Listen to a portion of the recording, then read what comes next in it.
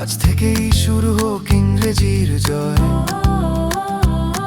ভয় আর সন্দেহ সব দূরে যেন রয়। সহজ শেখা, স্পষ্ট কথা, দৃঢ় ভিত্তি গড়ি। টু দ্য পয়েন্ট ইংলিশে সফলতার পথ চলি। Please subscribe, like and share. প্রিয় ছাত্রছাত্রী, আজ আমরা তোমাদের ক্লাস 9 ব্লিস টেক্সট বুকের লেসন 6 একটি কবিতা সেটি আমরা পড়ব।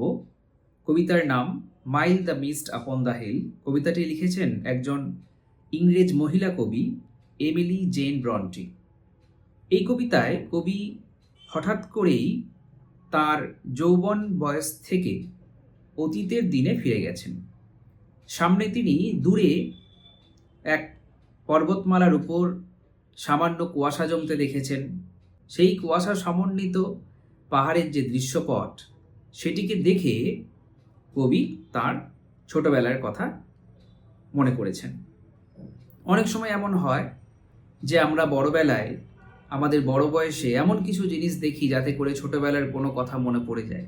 হয়তো ছোটবেলাতেও সেরকম কোনো জিনিস, সেরকম কোনো দৃশ্য আমি দেখতাম।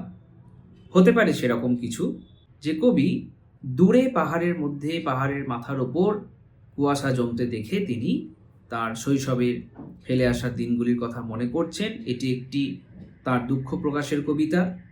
পুরো কবিতার মধ্যে একটা বিষাদের সুর রয়েছে, কারণ আমরা কিন্তু যতই ছোট থাকি তখন আমরা বড় হতে চাই, কিন্তু একবার বড় হয়ে গেলে আমরা কিন্তু আমাদের ফেলে আসা দিনগুলোর প্রতি খুবই নস্টালজিক হয়ে যায়, অর্থাৎ সেই অতীতের দিনে ফিরতে চায়, যেটা কখনোই সম্ভব নয়। আর এই কবিতাতেও আমাদের একটি বিশেষ আকর্ষণ, যেটি আমরা লেসন 3তেও করেছিলাম। কবিতাটিকে আমরা গান হিসেবে প্রেজেন্ট করেছিলাম, এখানেও তাই। আজকেও আমরা lesson 6 mild the mist upon the hill পুরো লেসন আমরা পড়ব, এক্সারসাইজগুলো আমরা দেখে নেব এবং তারপর থাকবে আমাদের সব থেকে আকর্ষণীয় বিষয়, সেটি হলো এই কবিতার একটি সং ভার্সন। তো আগের গানটা তোমরা সবাই ভালোবেসেছো এবং তোমাদের অনুরোধেই এই কবিতাটিও আমরা গানে রূপান্তরিত করেছি। তোমরা দেখে অবশ্যই জানাবে, শুনে অবশ্যই জানাবে তোমাদের কেমন লাগছে, এবং তোমরা যেভাবে আমাদের উত্তরোত্তর ভালোবাসা দিচ্ছ তাতে কিন্তু আমরা এই চ্যানেলকে আরও এগিয়ে নিয়ে যেতে কিন্তু উদ্বুদ্ধ হচ্ছি। তো যাই হোক, আমাদের সঙ্গে থাকো আর দেখতে থাকো আমাদের to the point English channel.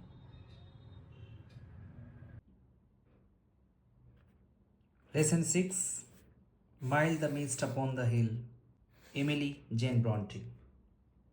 প্রথমে আমি কবিতাটি আবৃত্তি করে শোনাচ্ছি। Mile the mist upon the hill, telling not of storms tomorrow. No, the day has wept its fill, spent its store of silent sorrow.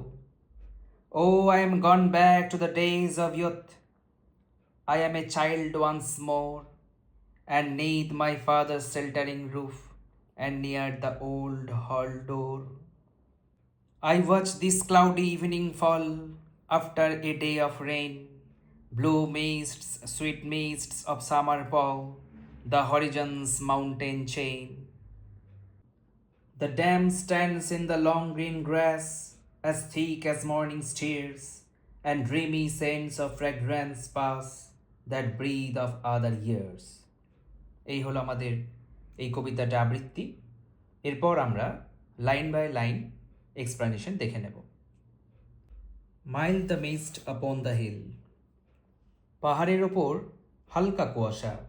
Mild মানে হালকা, মিস্ট মানে কুয়াশা, আপন দ্য হিল পাহাড়ের ওপর। কবি দেখছেন পাহাড়ের ওপর হালকা কুয়াশা জমেছে। এখন এই কুয়াশা পাহাড়ের ওপর দেখা মাত্রই কবির মনে কিছু অতীতের স্মৃতি উঁকি দিচ্ছে, এবং তা নিয়েই কবি কল্পনায় নিমজ্জিত হয়েছেন। কবি কি বলছেন? Mild the mist upon the hill, পাহাড়ের ওপর হালকা কুয়াশা, telling not of storms tomorrow, আগামীকালের কোনো ঝড়ের পূর্বাভাস দেয় না। হয়তো এটা কোনো ভৌগোলিক কারণ যে পাহাড়ের ওপর কুয়াশা জমলে ঝড়ের কোনো পূর্বাভাস থাকে না। এখানে ঝড় মানে হচ্ছে মানুষের জীবনের নানা রকমের দুঃখের দিন, দুঃখের সময়, বিষাদময় কোনো সময়। Telling not of storms tomorrow, আগামীকালের ঝড়ের কোনো পূর্বাভাস দেয় না।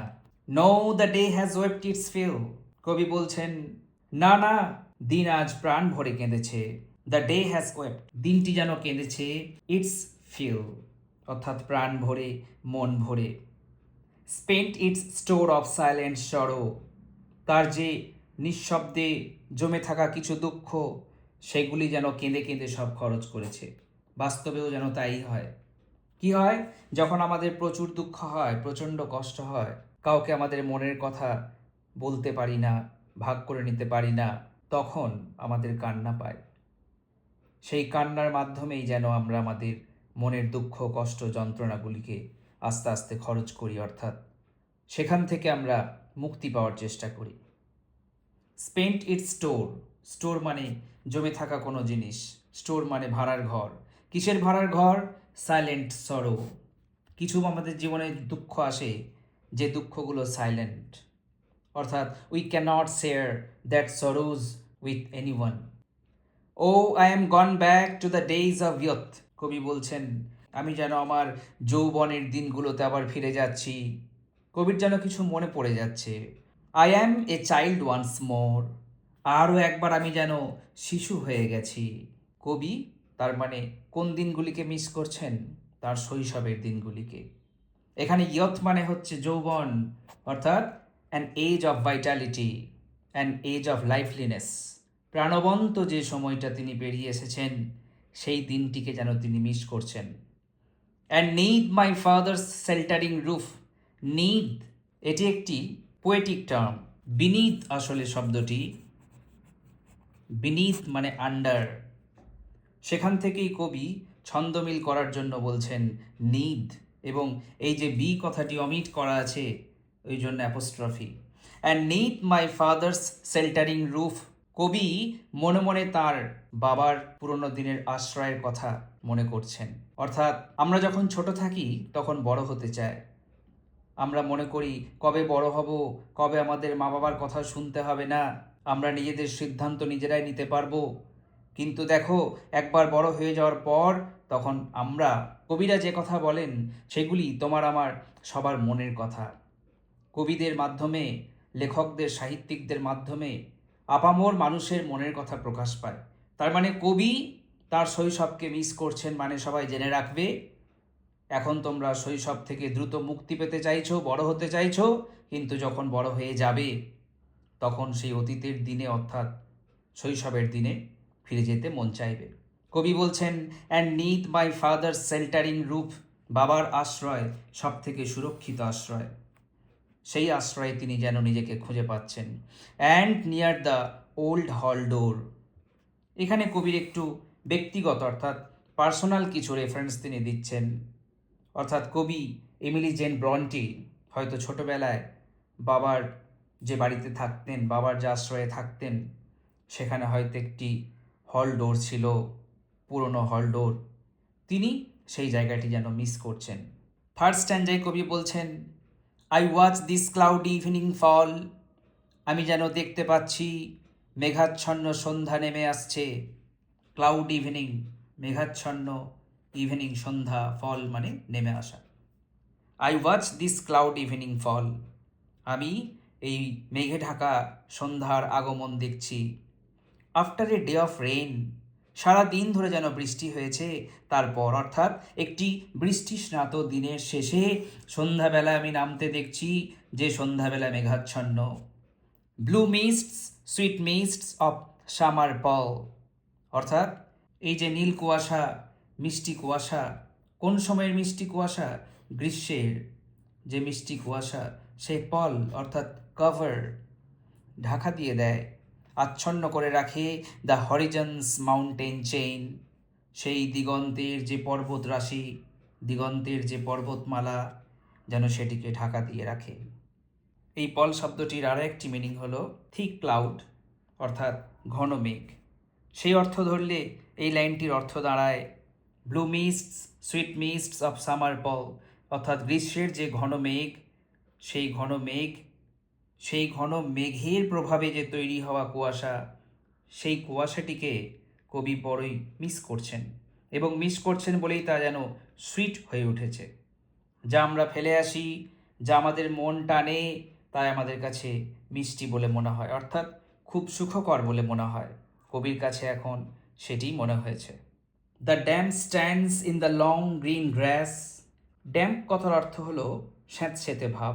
এখানে আমরা এটাকে শিশির বলে মনে করতে পারি, অর্থাৎ সবুজ ঘাস, লম্বা দীর্ঘ, লং মানে দীর্ঘ, গ্রিন সবুজ ঘাস, সেই ঘাসের ওপর যেন দাঁড়িয়ে রয়েছে শিশির বিন্দু। ড্যাম্প মানে স্যাঁতসেঁতে, এখানে আমরা এটাকে কি হিসেবে ধরে নেব? শিশির বিন্দু। শিশির পড়লে ঘাস ভিজে যায়। দ্য ড্যাম্প স্ট্যান্ডস অর্থাৎ শিশির বিন্দুগুলি যেন দাঁড়িয়ে রয়েছে ইন দ্য লং গ্রিন গ্রাস, দীর্ঘ সবুজ ঘাসের আগায়। As thick as morning stares. কবি এখানে মর্নিংকে পার্সনিফাই করেছেন, অর্থাৎ সকাল যেন কেঁদেছে। কাঁদলে যেমন আমাদের চোখের কোণে ঘন জল জড়ো হয়, ঠিক তেমনি যেন শিশির বিন্দুটি কবির মনের দুঃখের বহিঃপ্রকাশ। And dreamy sense of fragrance pass. Dreamy sense of fragrance pass, অর্থাৎ পাস মানে কি? পাস মানে হচ্ছে বয়ে আনে, আর ড্রিমি সেন্স মানে হলো স্বপ্নালু সুগন্ধ। আসলে কবি এখানে বড়ই কাব্যিক হয়ে যাচ্ছেন, তাই সমস্ত সাধারণ কথাও তিনি আবেগে বলছেন, এক ভাবাবেগে বলছেন। কি বলছেন? ড্রিমি সেন্স অফ ফ্র্যাগ্রেন্ট পাস, অর্থাৎ এক স্বপ্নময় সুগন্ধ যেন বয়ে নিয়ে আসে। কি বয়ে নিয়ে আসে? That breathe of other years. যে বছরগুলি পেরিয়ে এসেছেন, সেই বিগত বছরগুলির এক শ্বাস বা এক বায়ু যেন বয়ে নিয়ে আসছে। কে বয়ে নিয়ে আসছে? তাহলে আবার আমাদের গল্পের টাইটেলে ফিরতে হবে, mild the mist upon the hill. ওই দিগন্তে কবি যে পাহাড়ের রাশি দেখছেন, সেই পর্বতমালার ওপর নীল কুয়াশা, সামান্য নীল কুয়াশা জমতে দেখে কবি তার অতীতের দিনে ফিরে যাচ্ছেন। এই হলো আমাদের কবিতা। তার সাথে সাথে তোমরা এখানে যে ওয়ার্ড নেস্ট, এগুলো তোমরা দেখে নিও। ফিল অর্থাৎ মেক ফুল, কোনো কিছুকে পূর্ণ করা, প্রাণ ভরে, মন ভরে। নিথ কথার মানে হচ্ছে অ্যাব্রিভিয়েটেড ফর্ম অফ বিনীত, অর্থাৎ বিনীত কথার এক সংক্ষেপিত রূপ। পল কথার মানে হচ্ছে থিক ক্লাউড। ফ্র্যাগ্রেন্স কথার অর্থ হলো সুইট স্মেল, মিষ্টি গন্ধ। এরপর আমরা চলে যাব এক্সারসাইজগুলোতে।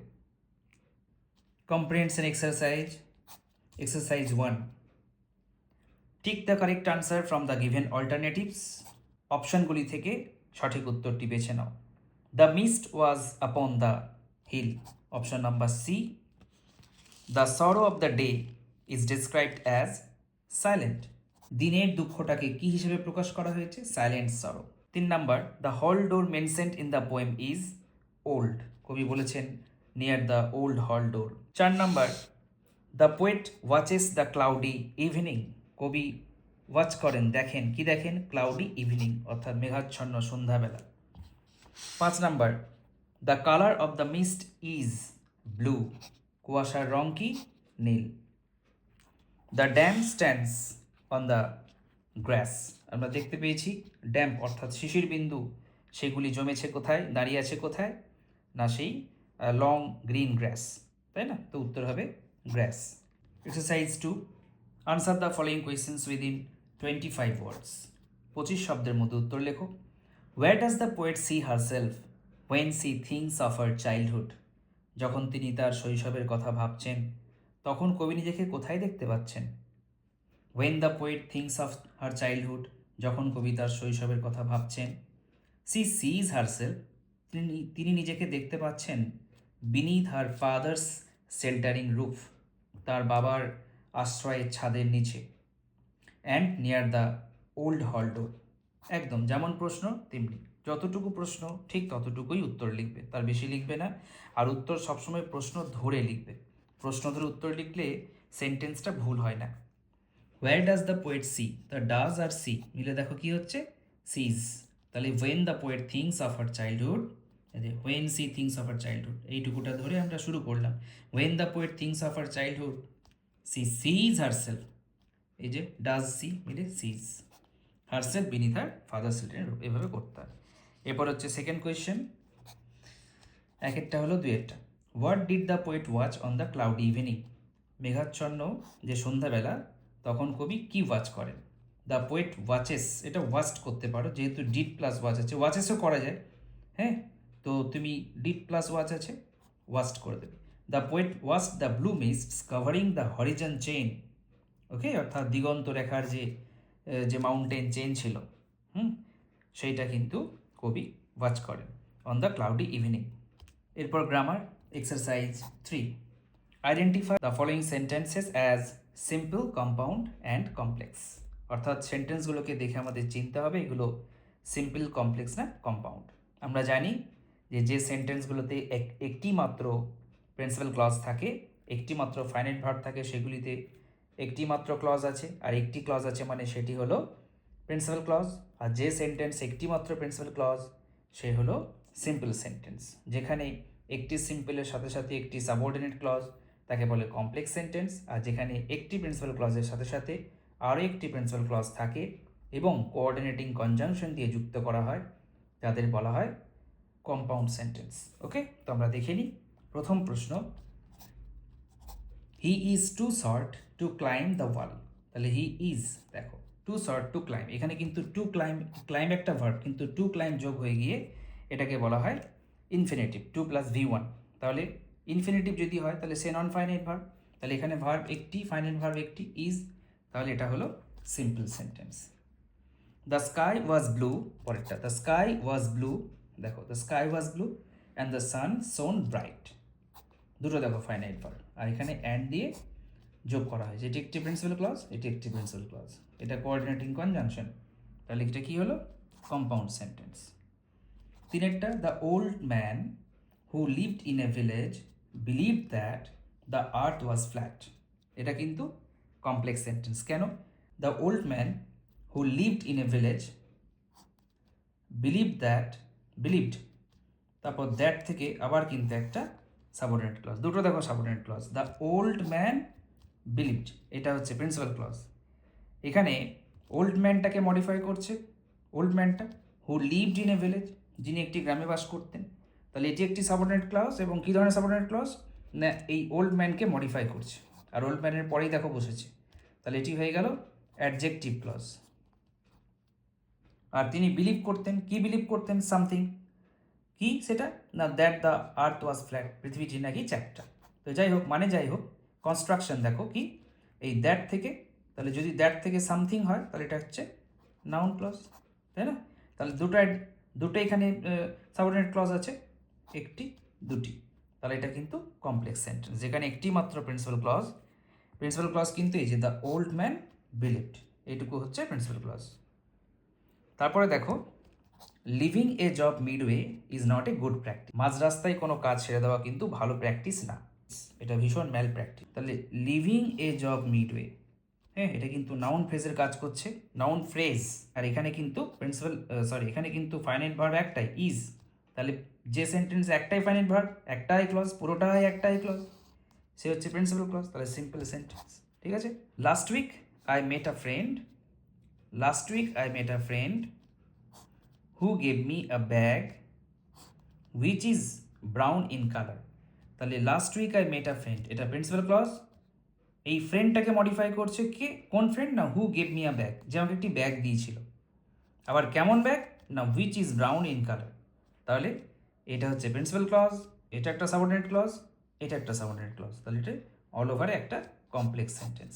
এতক্ষণ আমরা আইডেন্টিফাই করছিলাম, এবার কিন্তু আমাদের চেঞ্জ করতে হবে। আসলে এই চেঞ্জ করাটাই আমাদের আসল গ্রামার শেখা, কারণ তোমরা জানো যে পরীক্ষায় যখন আসবে তখন কিন্তু আইডেন্টিফাই করতে বলবে না।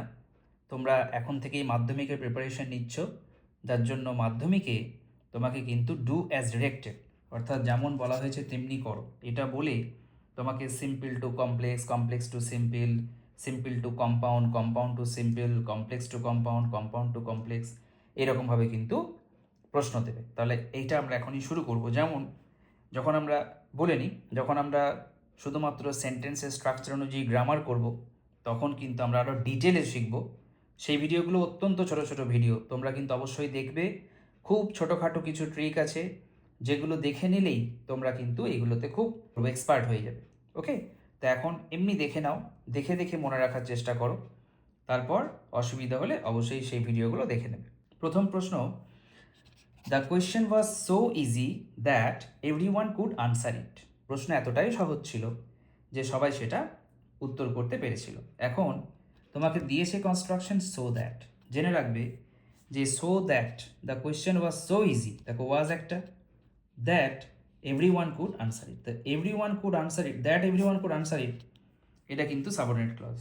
আর the question was so easy এটা হচ্ছে প্রিন্সিপাল ক্লজ। তো যাই হোক, এখানে এই সো দ্যাট থাকলে তোমাকে টু টু, অর্থাৎ প্রথমে TOO2 তারপর TO2, হ্যাঁ, এইটা থাকলে সো দ্যাট করতে হয়, সো দ্যাট থাকলে টু টু এই ফরম্যাটে চেঞ্জ করতে হয়।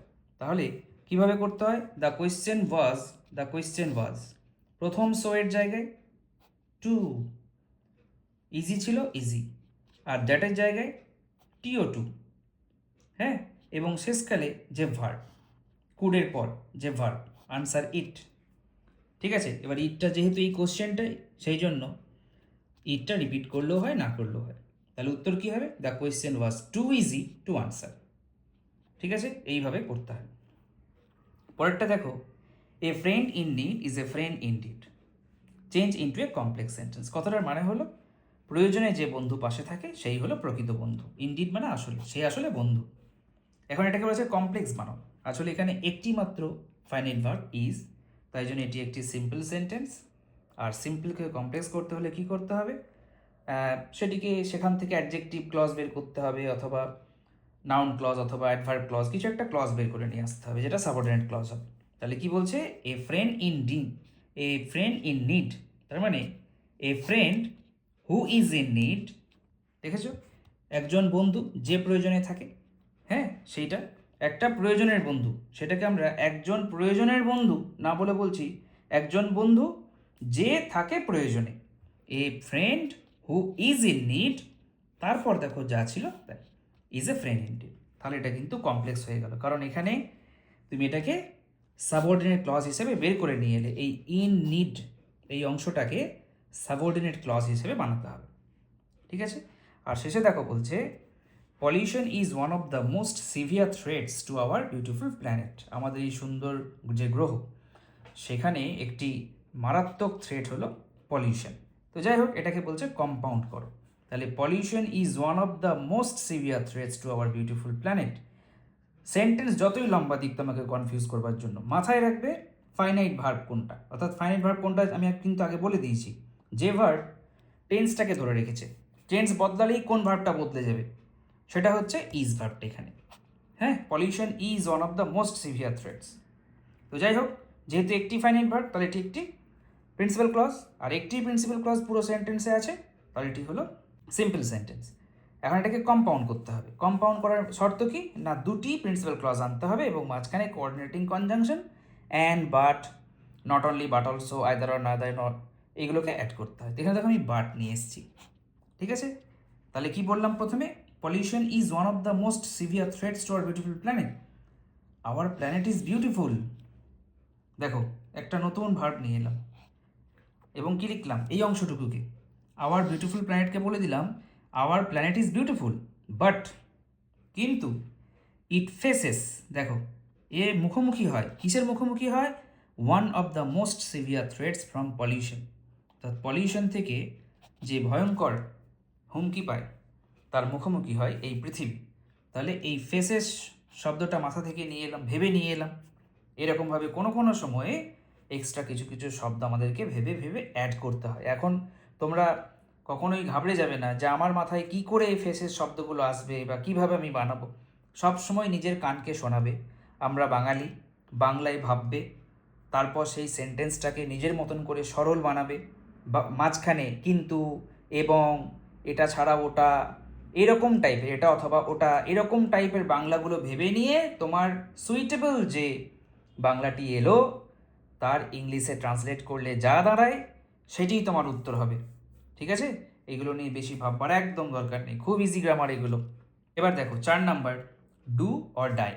দুটোই দেখো ভার্ব, ফাইনাইট ভার্ব, একটি মাত্র মাঝখানে অর আছে, তার মানে এটি একটি কম্পাউন্ড সেন্টেন্স। দেখো কিচ্ছু নেই, মাত্র দুটো ভার্ব, আর দুটো ভার্বই হচ্ছে ফাইনাইট ভার্ব।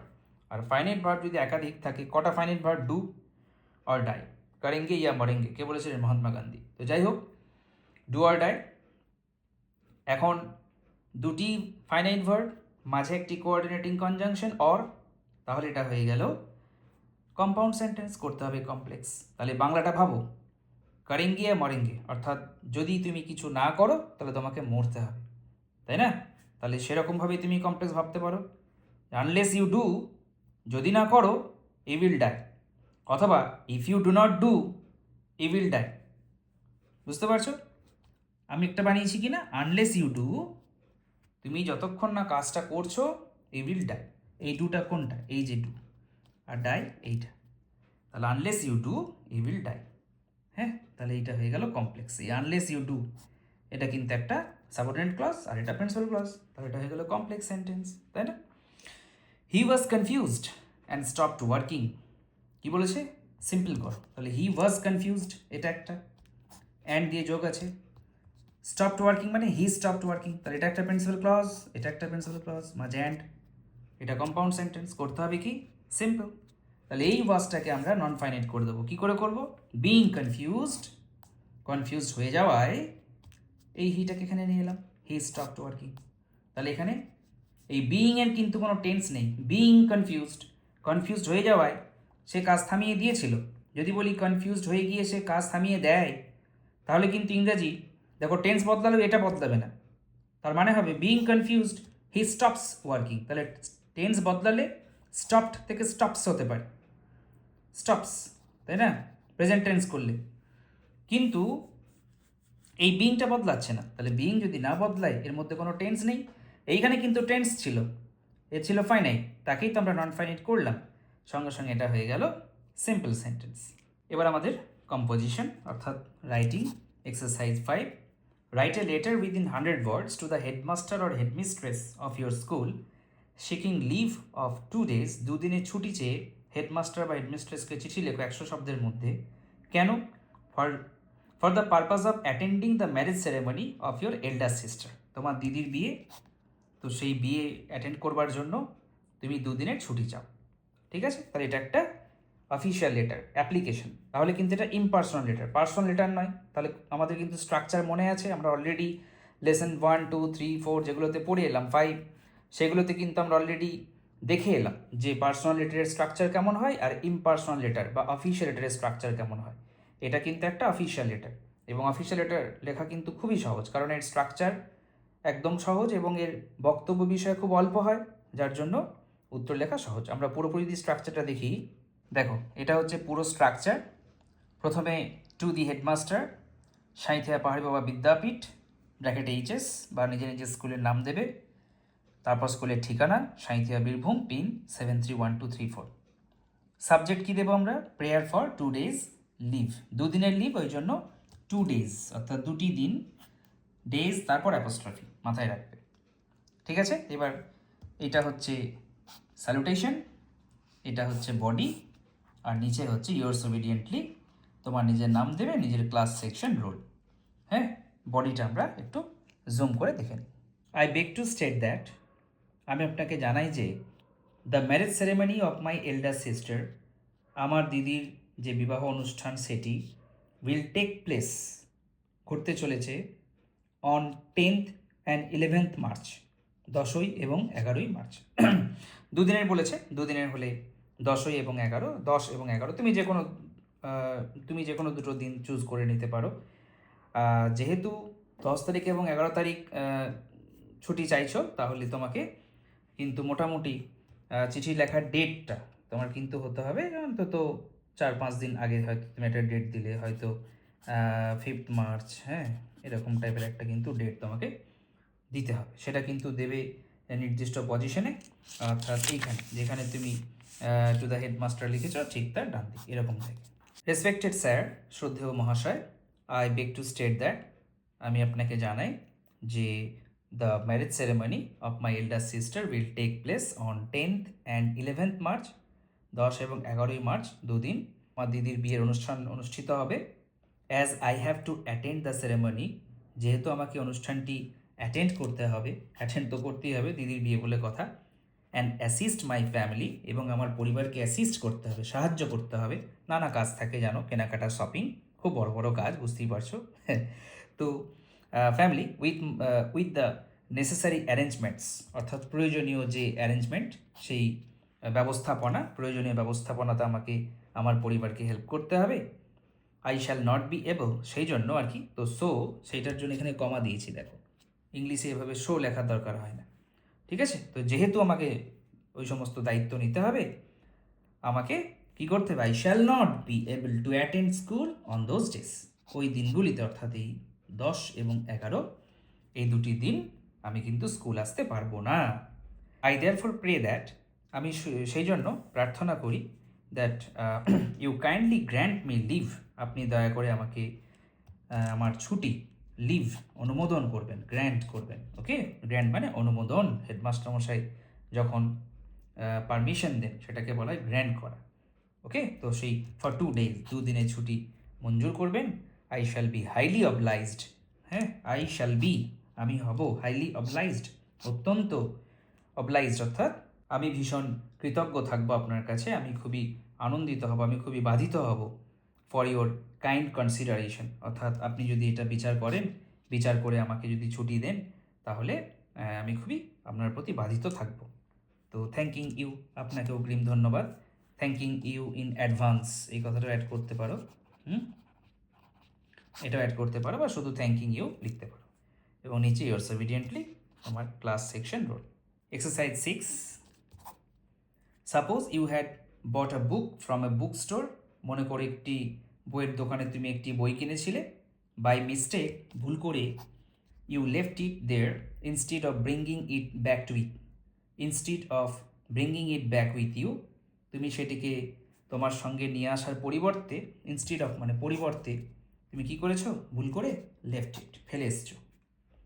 প্রোভাইডিং ডিটেলস, একটু ডিটেলসে জানাও, প্রোভাইড করা মানে দেওয়া, কাউকে কোনো ডিটেলস, কোনো ইনফরমেশন দেওয়া।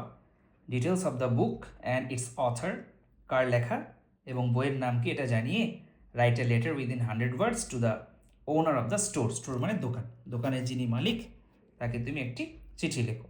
কেন না, টু ফাইন্ড দ্য বুক, যাতে তিনি বইটা খুঁজে রাখেন, and keep it until you come to collect it, যতক্ষণ না তুমি সেটাকে কালেক্ট করতে আসছো, তিনি যেন সেটিকে তার কাছে রাখেন। তো এটাও কিন্তু একটা অফিসিয়াল লেটার অ্যাপ্লিকেশন। তো তার পুরো স্ট্রাকচারটা এরকমভাবে দেখতে পাচ্ছ। Two the owner, messrs, M/S কথা মানে হচ্ছে মেসার্স, অর্থাৎ কোনো দোকানের ক্ষেত্রে এরকমভাবে মেসার্স কথাটা অ্যাড করতে হয়। মেসার্স মডার্ন বুক স্টোর, আমি ধরে নিলাম যে বইয়ের দোকানের নাম মডার্ন বুক স্টোর, তুমি তোমার পছন্দের নাম দিতেই পারো। ডেট দিয়ে দিলে একটা, যেদিন তুমি এক্সাম দেবে, এক্সামে যদি এই প্রশ্নটা আসে, এক্সামের দিনের যে ডেট, সেই ডেটটা তুমি দেবে। তারপর একটা সাবজেক্ট দিতে হয়, যেহেতু official letter, request to keep my book safely, অর্থাৎ আমার বইটিকে সুরক্ষিত রাখার অনুরোধ। Sir, I wish to inform you that, আমি আপনাকে এটা জানাতে চাই যে, ইয়েস্টারডে, গতকাল, ইভিনিং, সন্ধ্যাবেলা, I purchased a copy of the guide, অর্থাৎ দ্য গাইড হচ্ছে একটি বইয়ের নাম, R.K. নারায়ণের লেখা। তুমি তোমার খুশি একটা কোনো বইয়ের নাম দিতে পারো। তো সেই বইটি ফ্রম ইউর স্টোর, আপনার দোকান থেকে আমি কিনেছিলাম। আনফর্চুনেটলি, দুর্ভাগ্যবশত, I left the book on the counter by mistake, আমি ভুল করে সেটা ফেলে এসেছি ওখানে।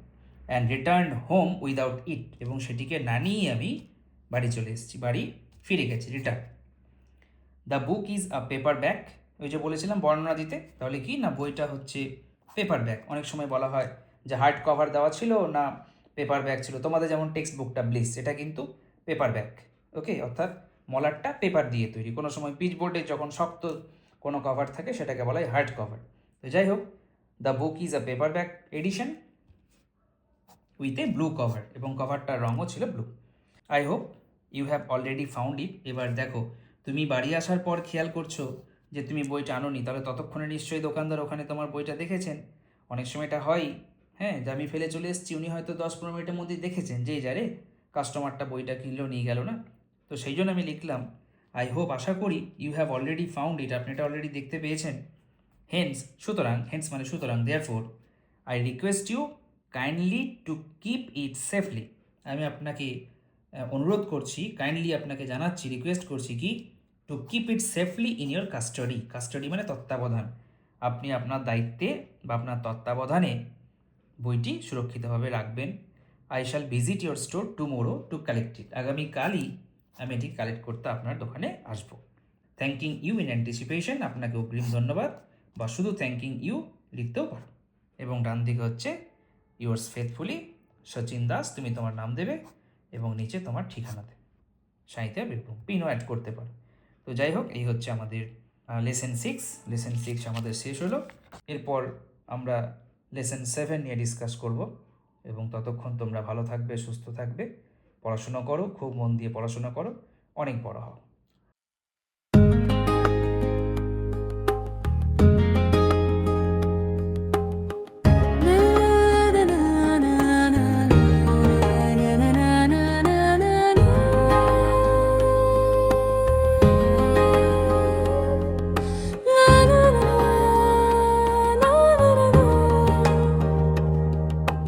Mild the mist upon the hill, telling not of storms tomorrow. No, the day has wept its fill, spent its store of silent sorrow. Na na na na na na na na na na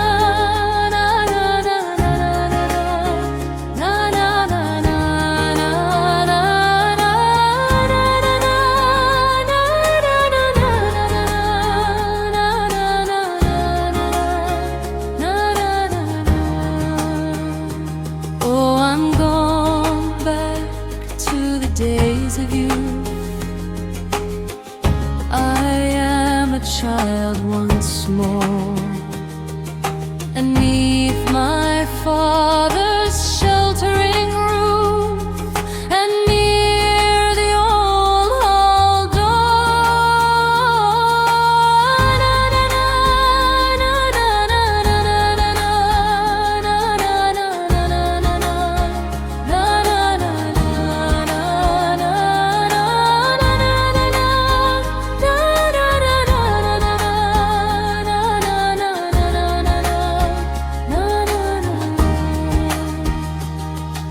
I watch this cloudy evening fall after a day of rain. Blue mists, sweet mists of summer pall the horizon's mountain chain. Na na na na na na na na na na na na na na na.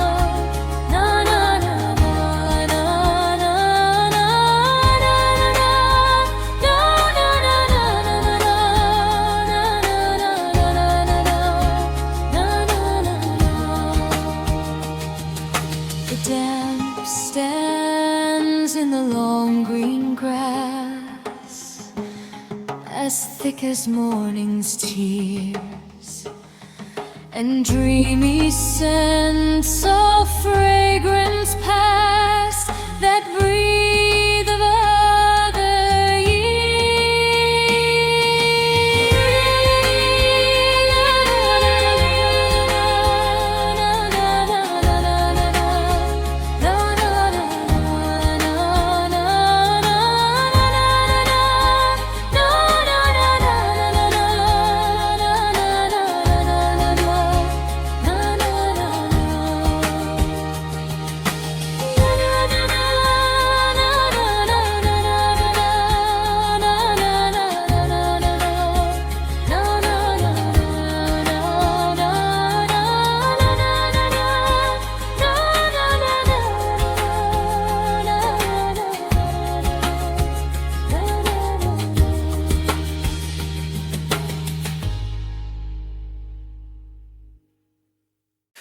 Master your English here today.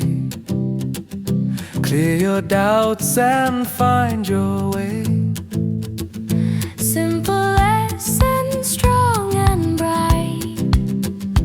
To the point, English helps to rise. আজ থেকেই শুরু হোক ইংরেজির জয়, ভয় আর সন্দেহ সব দূরে যেন রয়। সহজ শেখা স্পষ্ট কথা দৃঢ় ভিত্তি গড়ি। To the point, ইংলিশে সফলতার পথ চলি।